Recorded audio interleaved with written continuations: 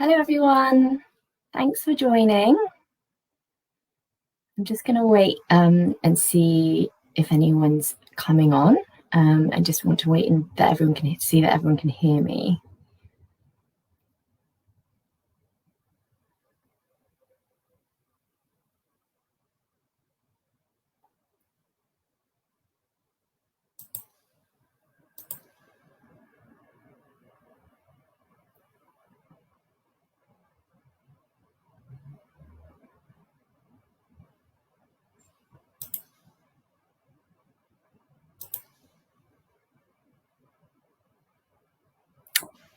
Oh, great. Can you hear me okay? Yeah, perfect. Hello everyone, I can see that people are joining. If you know of anyone else that was planning on joining, please do tag them just to remind them that we're now starting. But it's lovely to have so many of you on. Hi, Saba.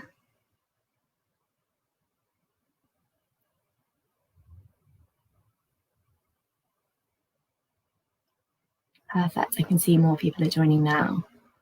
Okay, great. I'm glad you can hear me.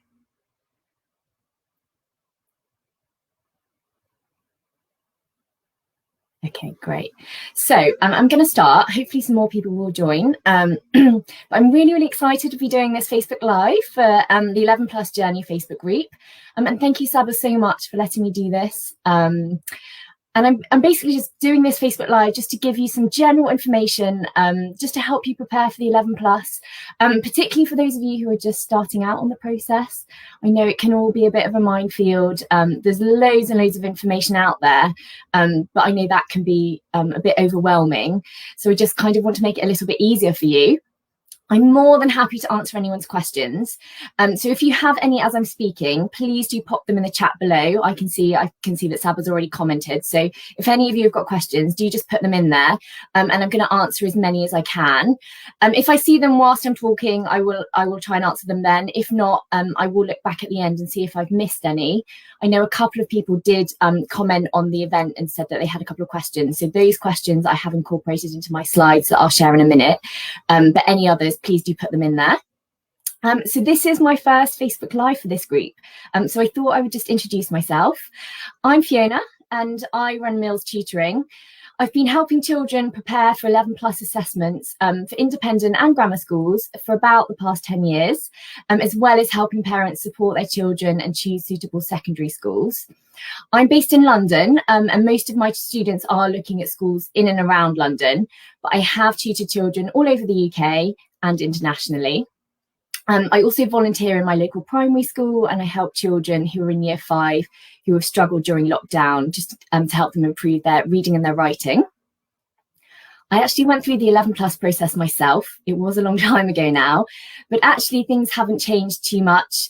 So I do know exactly how it feels.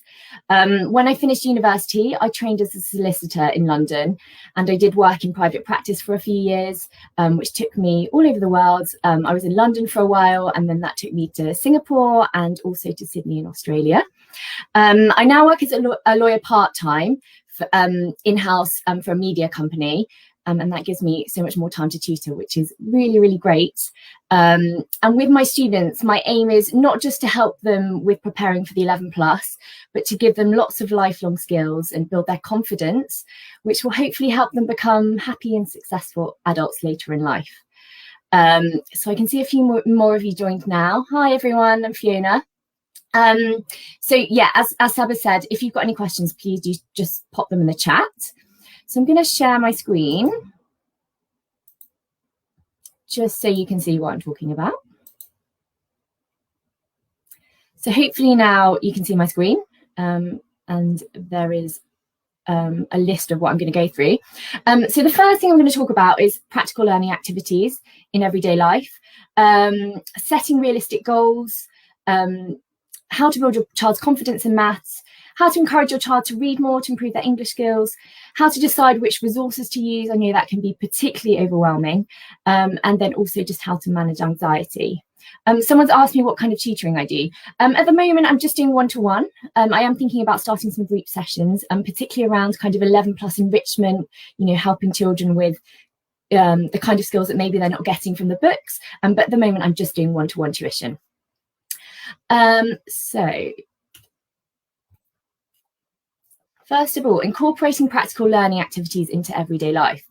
So I think it's really, really important to keep always keep the overall aim in mind. So I think it's easy to get wrapped up in the entry requirements for individual schools, but it's important to think about why you want your child to go to a particular school.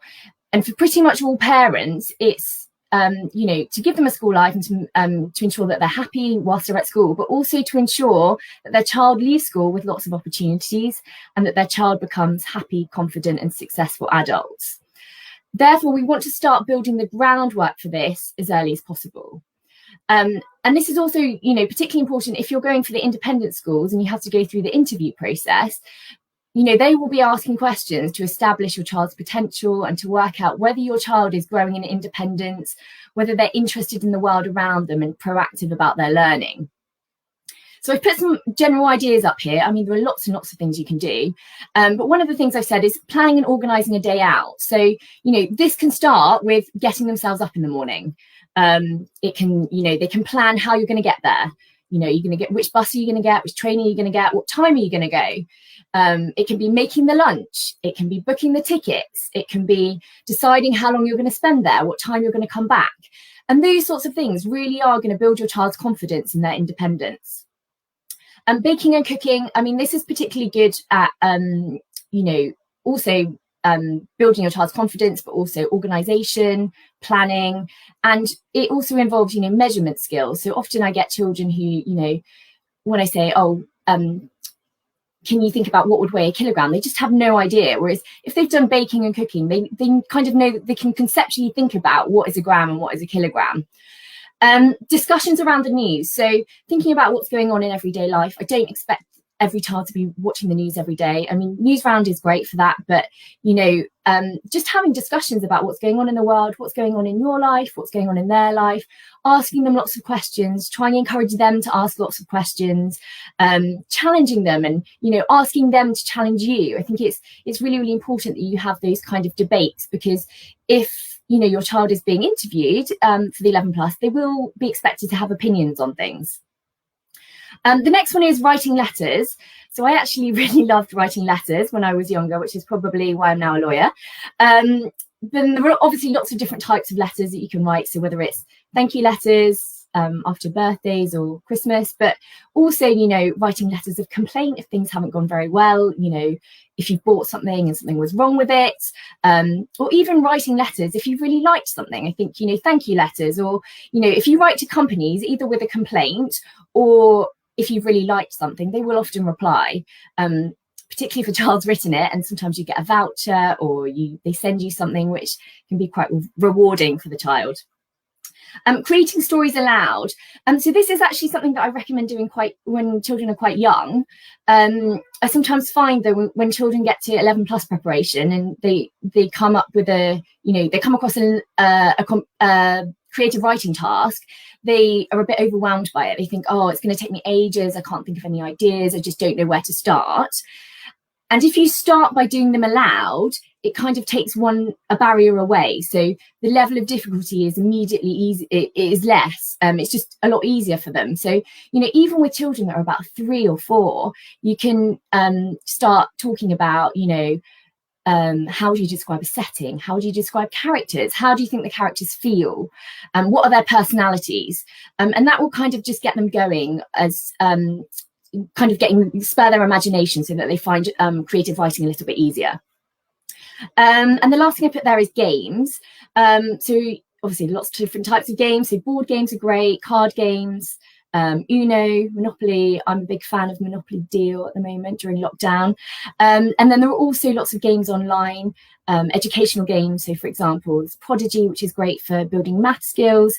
There are some kind of 3D animation games that you can play, which can be great for non-verbal reasoning, particularly for the spatial type questions where, you know, the cube questions that a lot of children find very challenging. If they've done sort of spatial games before, they find them a little bit easier. So I think generally my main point here is that it's often surprising how much children can do on their own with a bit of guidance and encouragement.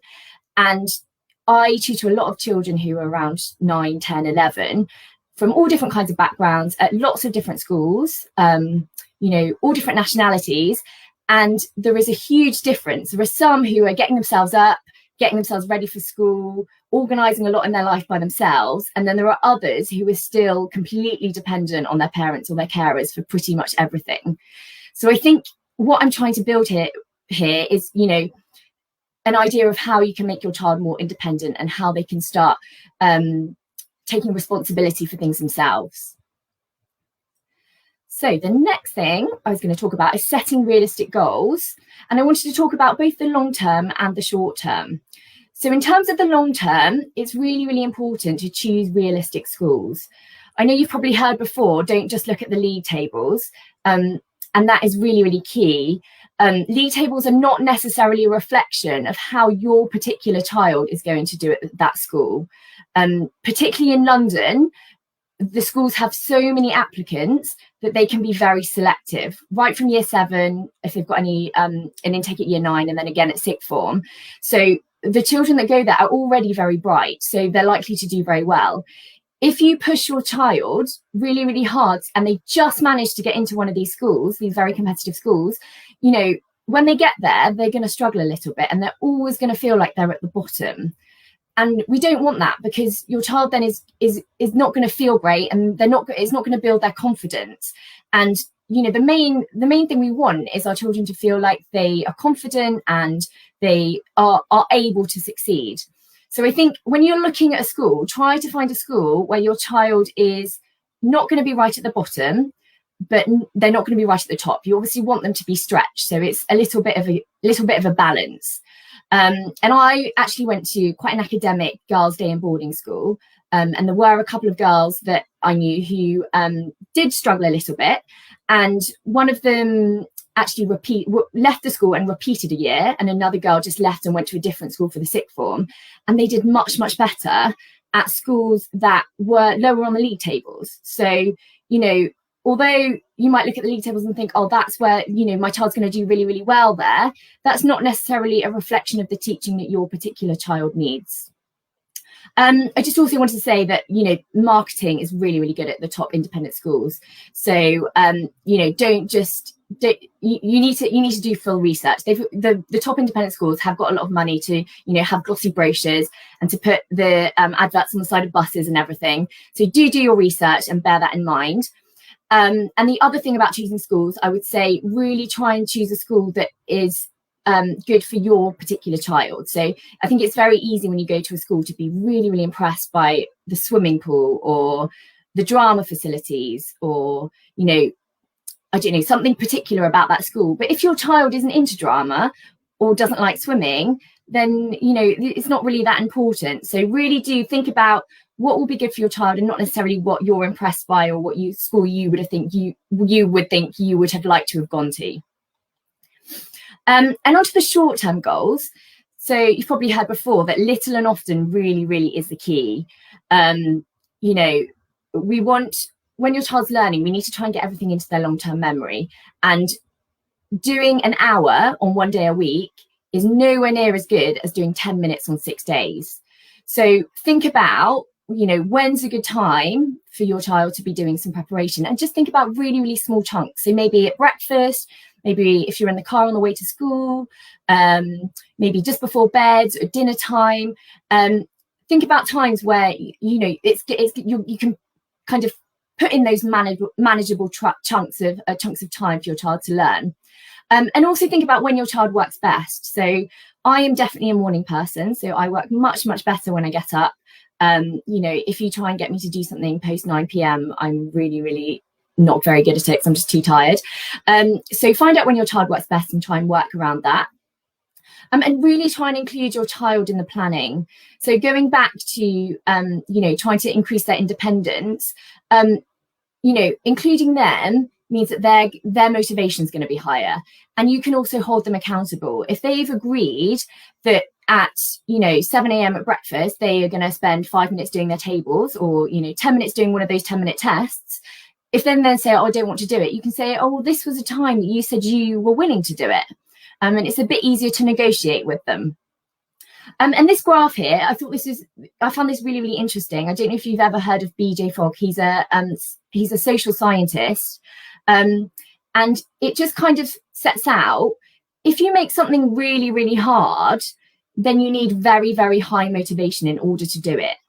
If you make something very, very easy, your motivation can be very low and you will still do it.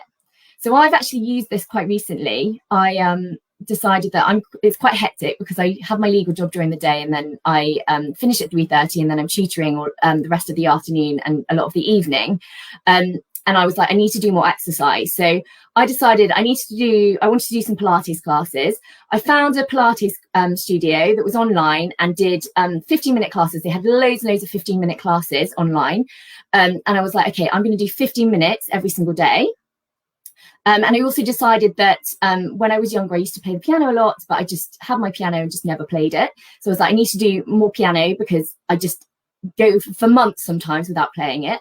So what I did was I decided when I was going to do it. So it's really important to have a trigger. So the trigger is, after you brush your teeth in the morning, or as soon as you get up, or when you sit down for dinner, you have that trigger. And every single time when you have that trigger, you then do it. So my trigger for doing Pilates was as soon as I get up in the morning. I would set it up the night before with my mat out. As soon as I got up, I would do 15 minutes of Pilates. I've tried so many times to do longer exercise classes in the morning, say 45 minutes, 60 minutes.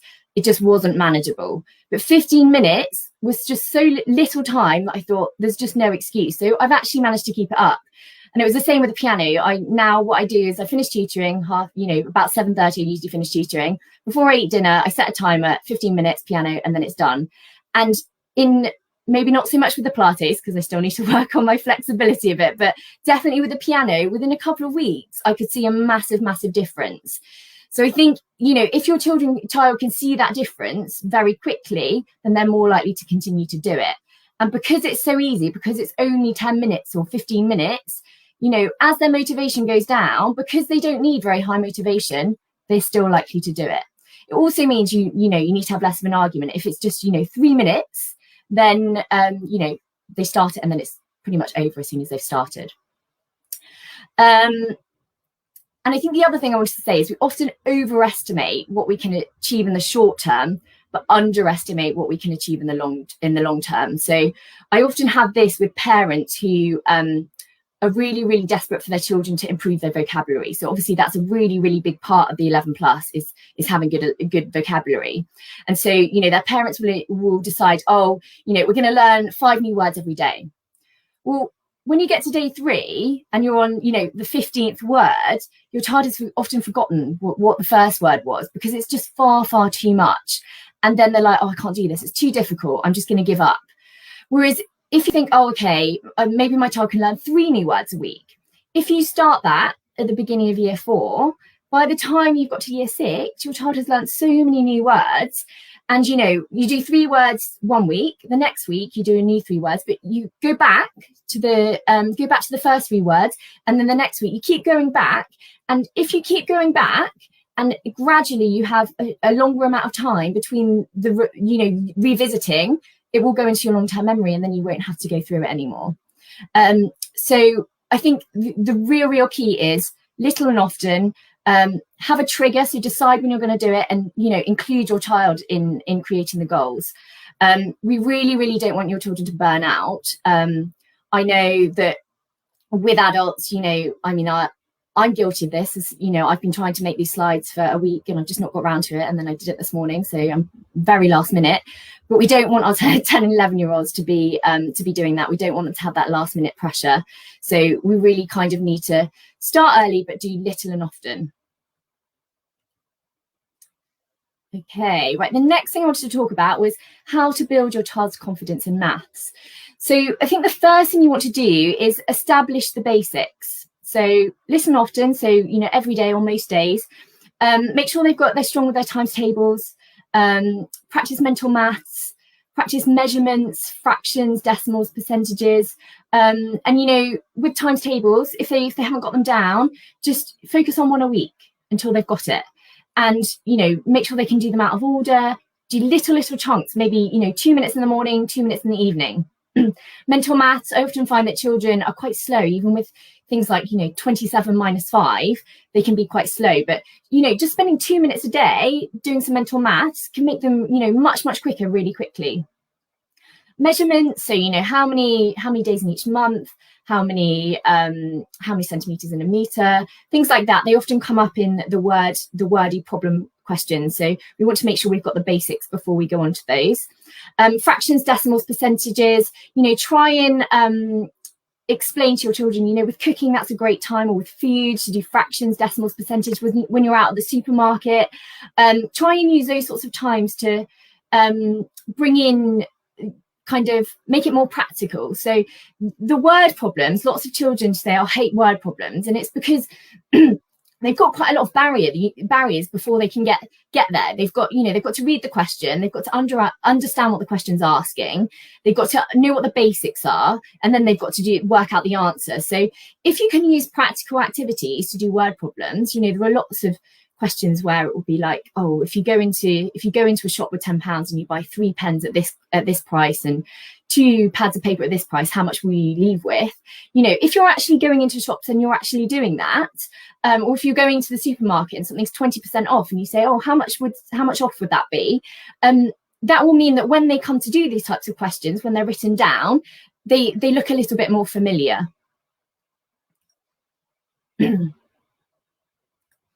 Okay. The next thing is how to encourage your child to read more to improve their English skills. So I've seen lots of questions about this on the group. I think a lot of parents are concerned that their children are reading the types of texts that are in the comprehension type questions, which I do understand, but I think it's really, really important that we have children choosing their own books. Take them to a library, take them to a bookshop, get them to browse online for their own books. Because although, all children aren't going to love reading, and, we do want to encourage them to love reading, but realistically, some children just don't like reading, a bit like adults. But we want them to like it as much as they can. And if they're choosing books that they're interested in, then, they're going to be more inclined to read. And that can be fiction, non-fiction, anything is better than nothing. So if you're starting right at the beginning, your child is just refusing to read, start with little and often. It might be starting to read just a page, and then you might build it up, and then it might be 10 minutes, and then you might build it up, and then it'll be half an hour. And try and get them to do a mixture of reading aloud, reading silently, and listening to others. So reading aloud, a lot of parents, I think, when they feel like their child is a strong reader, they stop asking them to read aloud because they think, oh, they can already do it. I often find that sometimes even children who are very strong readers and who are in year 6 or even beyond that, they they'll still skip over words, or they won't know what everything means. And I think sometimes reading aloud is great because, they can then, you can kind of question them on things. Obviously, you don't want them reading aloud all the time, so I don't expect you to listen to them read every single book they're reading. So reading silently is important as well, and listening to others regularly. So if they listen to how you read, or if they listen to audiobooks, it helps them with their expression, it helps them with pronunciation, and that can really help them. The next thing is discussing books. So I have had some parents who are really, really keen for their children to write book reviews regularly. Often children have to write them for school. I wouldn't get your child to write a book review after every book. I think it's really important to discuss books. Definitely ask your child about what they're reading. Get them to practice summarising it. So this is something that I always do with children when I'm doing a comprehension with them. So when they read a comprehension, I then say, okay, in 2 sentences, can you tell me what was that about? Because sometimes what children struggle with is focusing on the really, really key points. So they will, particularly if they've got it in front of them, what they'll do is they'll go through every paragraph and they will basically read out again what each paragraph says. Whereas if you get them to put it away and you say, okay, what were the most important things? Explain it to me in 2 sentences, then that really, really gets them to focus in on the detail. Describing characters' personalities and feelings. So I think this is really important to make sure that they can put themselves in the character's shoes and this is particularly important for the inference type questions in comprehension. And I actually read recently that the more you read, the more empathetic you are, in adults as well as children. So I think, we all want our children to be empathetic. So I think describing characters, personalities and feelings can really, really help with that. Talking about the atmosphere and the tone of different settings. So I think this is helpful. Sometimes you will find when children are creative writing that they may just use a verb that doesn't quite fit with the tone or what they're trying to convey. And I think talking about the atmosphere and tone of different settings can really kind of give them the knowledge to, the ability to convey those very, very slight differences. And as I said before, vocabulary, this is really key in the 11 plus, but it needs to be built up over time. There is no point in starting this, at the beginning of year 6. This is probably one of the first things to start thinking about and doing little and often, as I've said before. And really the aim, with reading, it's not just the actual reading, it's to spur their imagination, to help their creative writing, to increase their vocabulary, and just generally to help them become more articulate. You often find that, children who read a lot are kind of better at expressing themselves. Okay. So the next thing, how to decide which resources to use for the 11 plus. So there are so many options. I know it's very, very overwhelming. I would browse first. So, it's worth looking at samples. If you're ordering online, you can often see, I think on Amazon, you can always see a sample. If you are going to bookshop, obviously you can browse them, you can look in person. And I would start with a small number of books. So if you're thinking, if your child's in, say, year 3, year 4, start with a small number of books that cover a wide range of topics. So you're not pinpointing yet. And then once you've done a bit of that, then you can pinpoint the problem areas and you can get specific resources. I know, for example, Schofield and Sims have good books if your child is struggling with mental maths or struggling with fractions, etc. And there are also resources online. So there's like Atom, and then also, Prodigy that I mentioned, games. So try and mix it up a little bit. We don't want children to become too fatigued with a particular resource. And think about what fits into the time available. So as I said before, there's no point in doing hour papers if your child has got lots and lots of activities after school and only has half an hour available. It might be that you try the 10-minute tests, and then you think about doing the longer papers just closer to the exam. And I know someone asked on the event the other day about when to start focusing. I think the person who asked said they were potentially moving from Nottingham to London, so they weren't sure of their set schools yet. I actually don't focus until year 5 when you've got your list of schools. So, if I'm working with someone in year 4, even if they think that they're going for a grammar school that maybe just has a multiple choice exam, I will still be doing creative writing with them, because I think creative writing is really, really great at building vocabulary, at building understanding. So it's really about getting those basics strong before you focus on certain areas. And the other thing is that exams can change year to year. Last year, this year and last year were good examples of that, when, because of COVID, some of the exam formats changed quite last minute. So what we want is our children to go in and feel really confident and feel that no matter what is thrown at them, they can handle it and they can just give it a go. So we don't want to focus in and just revise very, very, very, very narrowly. We want them to, have a broad range of understanding. And then when you get closer to the exam and you do know what the format is and you've got your set of schools, then you can think about focusing a little bit. Obviously, if creative writing isn't a huge part, you're not going to want to spend hours and hours a week practicing creative writing. And then past exam papers. So there are lots available for free online. I wouldn't start doing past exam papers until, quite close to the exam, not really more than 6 months before. And even, 6 months before, I wouldn't be doing lots and lots of them, because they're not the most exciting thing. And I think children can get a bit burnt out if they do too many of them.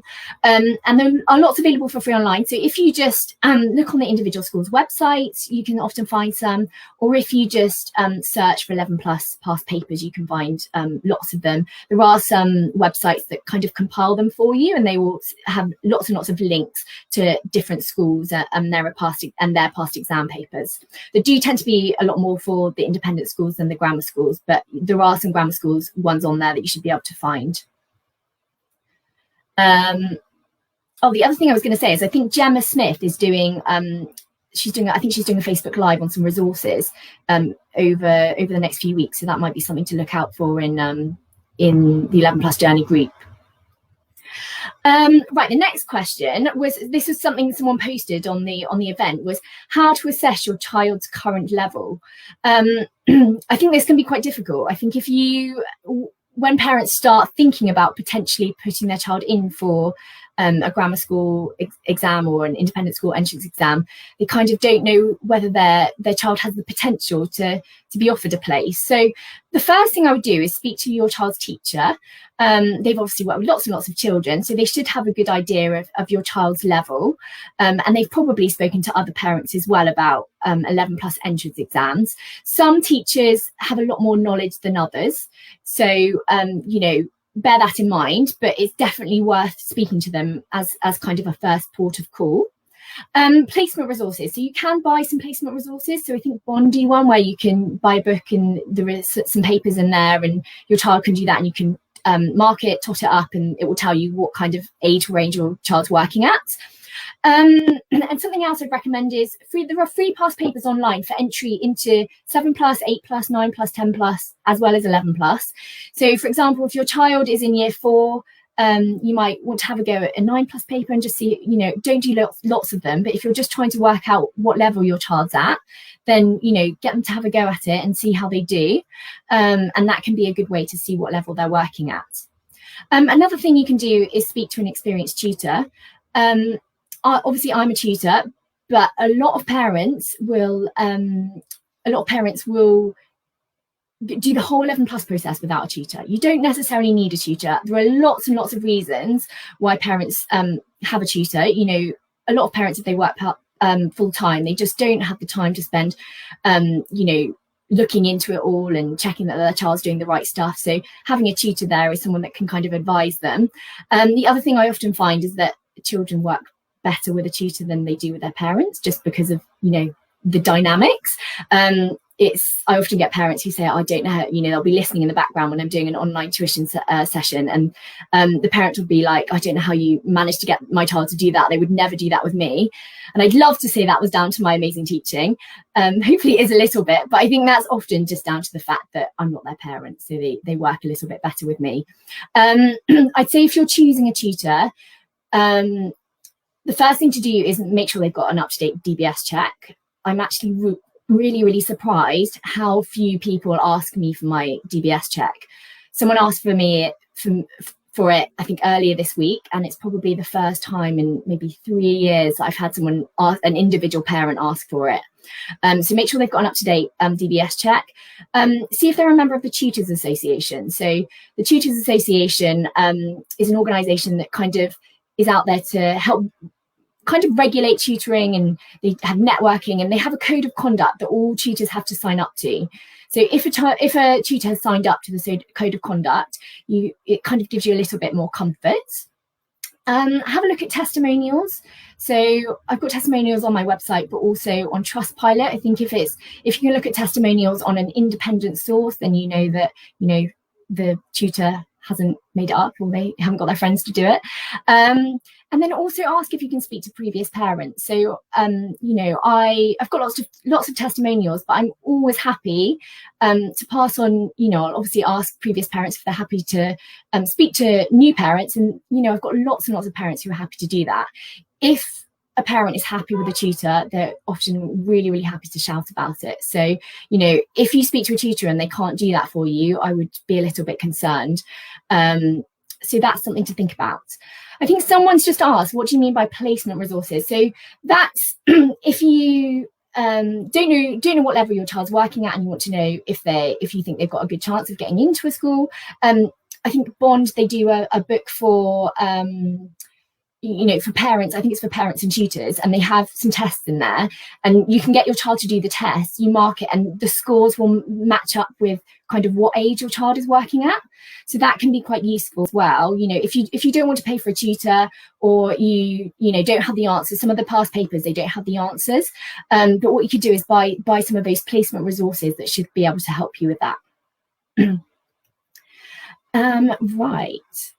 So there was a question on the group about scholarships and bursaries. So I thought I would give a brief overview. So bursaries provide fee assistance for children based on a family's financial circumstances. So they will look at your income, they will look at your assets, and there's often, you'll have to fill in various forms, and then there's often an interview. You need to look at the individual schools and what their thresholds are. Some of it is quite surprising. So sometimes the thresholds are actually quite high. So even if you're quite a high earner, definitely look into it, because it might be that you're just below the threshold. Scholarships, on the other hand, they provide a fee remission for gifted children, and they're given for exceptional academic, musical, sporting or artistic skills. And sometimes there is a separate exam for them, but often it's just how they perform in the 11 plus. It kind of varies depending on the school, so you'd need to look at the individual websites. If it's for music, there would be a music audition. If it's for sport, there would often be some sort of sporting assessment. If it's for artistic skills, you'd often have to show an art portfolio. But as I said, it really does depend on schools. The London schools, they often don't have academic scholarships, or if they do have academic scholarships, they actually don't provide any discount on the fees. It's just kind of a title. The London schools tend to focus on the bursaries more. But as I said, speak to the individual schools' admissions teams, or look on the website first, and then if you've got any questions, do speak to the admissions teams. You obviously don't want to harass the admissions teams, but they are there to help you. And I think particularly if you say your child's at a state school and you just find the whole process very overwhelming, and you don't have any experience of going through it yourself, you don't know anyone else that's gone through it, those are really the people that the admissions team are looking for, because they really want the best students. So they don't want anyone to be put off by the process or the fact it looks quite difficult. So do speak to them if you've got any questions. And I think someone asked me, would you do any specific preparation if you're going for a scholarship or bursary? Obviously, if you're going for a music scholarship, you need to be practicing your instrument. For academic, I mean, it kind of depends. Most of the 11 plus, for 13 plus and 16 plus, they generally have separate exams. But for 11 plus, they do sometimes, but generally it's just how you perform in the exam, the general admission exam. So I would, do all of the things that I've been saying. It might be that if you're going for a less academic school, you might want to try some past papers for more academic schools, so that your child is ready to is ready for the hardest questions. Sometimes the interview questions are slightly harder if they think that you are capable of going for a scholarship. So doing lots of I wouldn't do too much specific interview prep, but make sure your child is comfortable talking to adults, have all those discussions about, what's going on in the news, make sure that they've got opinions on things, and it's kind of building that over time. Okay, and then this is my last slide, just talking about how to manage anxiety. So what we really want to do is try to turn nervousness into excitement. So get your child to go to open days. I know at the moment a lot of them are online and not in person. Obviously, it would be great if they can go in person. Hopefully they will soon. But, online open days are great if you can do those as well. Get them to browse the websites. If you can speak to current pupils, that would be great. Posting in these 11 plus Facebook groups, I'm sure there are other people who've been through the process and their children might be at a specific school. So you could always ask if you can, try and make contact with people who are already there to find out what it's actually like to be a student there. Start preparation in plenty of time to avoid cramming. So a bit like what I said earlier, when you're an adult, I think there can be a tendency if you've got a lot to do just to forego some sleep or forego some exercise. But we really don't want 10 and 11-year-olds doing that. So start preparation in plenty of time, so that you can kind of do it steadily and there's no cramming at the end. Ensure your child knows what to expect. So you can sign up for mocks. There are lots and lots of 11+ centres that do mock exams. If you don't want to do that, you can just do a mock at home. Print off some past papers, set up the room as if it was a real exam, and make sure your child knows what to expect. I think that's really, really important. I think, I actually did 3 11+ exams, and I remember in one of them there was a girl who did had a breakdown in the exam and had to be taken out. And I think it was one of those multiple choice exams where you have to, with your pencil, you have to draw in the box with the right answer. And I think she just hadn't done it before and she just didn't know what she was doing. So I think, you don't want your child doing that for the first time in the exam. So they need to have some practice doing it, not for months and months and months, but they do need to know what to expect. And I think sometimes as adults, you think, some things are obvious, but going in and knowing where to put your pencil and knowing where to put your watch and knowing, to go to the toilet beforehand and knowing that, what to do if you run out of paper, it is really, really important to go through with them, because although that's obvious for us, this is probably the first time that they're doing a formal exam. And so, we want to make sure that they feel comfortable.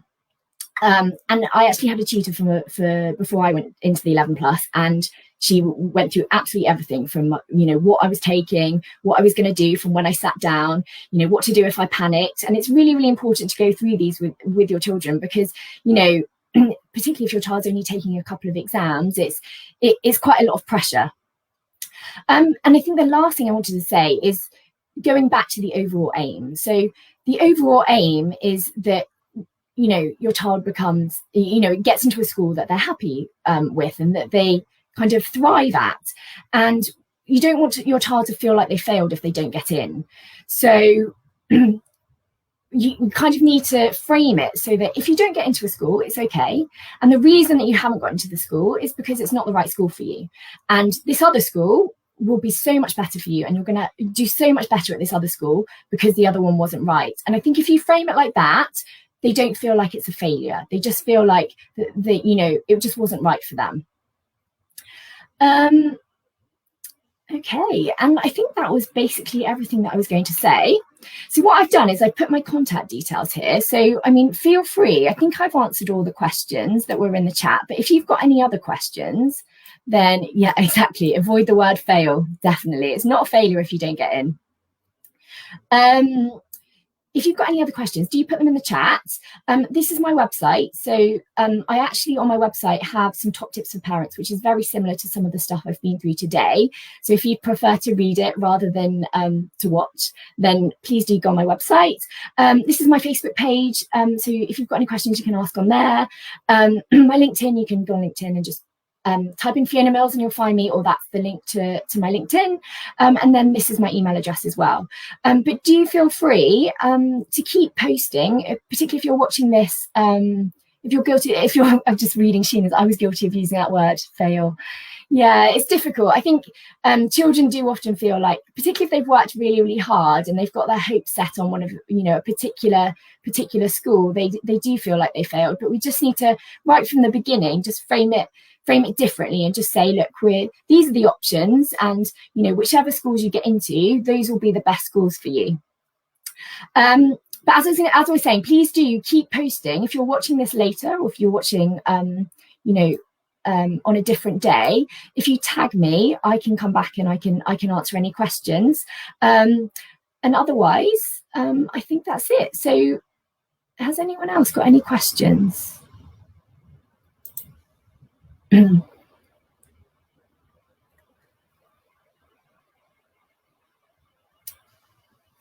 Just double checking that I haven't missed any.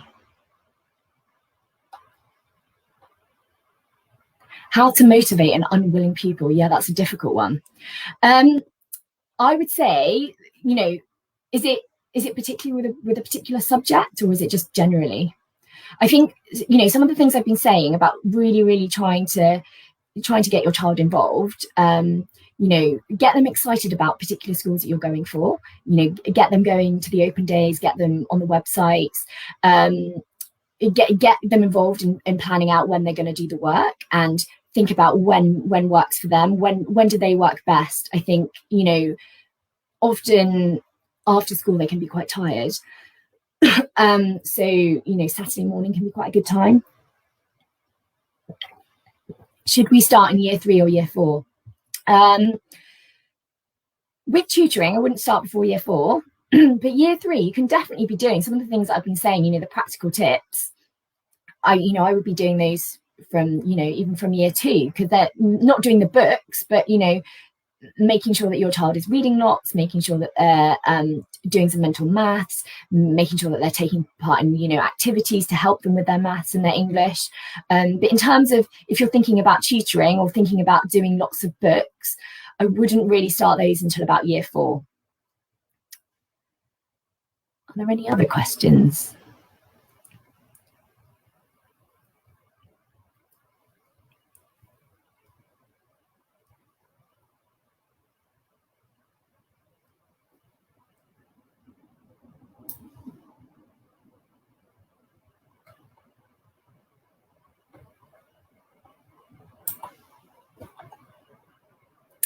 Okay, so I don't think there are any others, but as I said, do contact me if you've got any, or do put them in the chat and tag me, and I will answer them. And yeah, thank you everyone for joining, and thanks Saba for letting me do this. And it was lovely for you all to join.